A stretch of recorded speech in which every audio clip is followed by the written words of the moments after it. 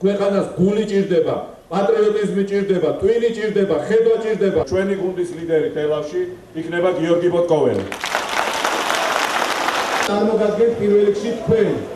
წარმოვადგენ იმ გუნდს, რომელიც 2002 წელს შეიქმნა ჩვენი ლიდერის მიხეილ სააკაშვილის ხელმძღვანელობით.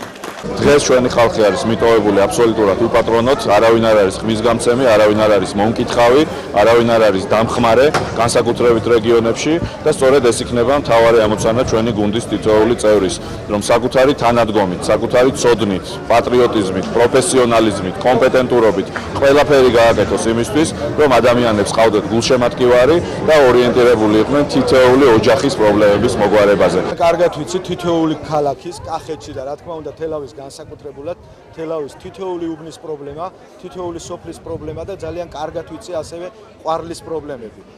დღევანდელმა ხელისუფლებამ გააკეთა ის, რომ ყვარელს დაუკარგა ხმის უფლება. ყვარლის ნაწილი გადასცა თელავს და მე მზად ვარ ამ გამოწვევისთვისაც და დარწმუნებული ვარ, რომ ხალხიც მზად არის ამ გამოწვევისთვის, რომ აი ამ გაერთიანებულ რაიონში, რომელიც შედგება უკვე ყვარლის ნაწილისგან და თელავისგან, ჩვენ ჩემ გუნდთან ერთად ვიზრუნებთ თითოეული სოფლის, თითოეული ქალაქის განვითარებაზე.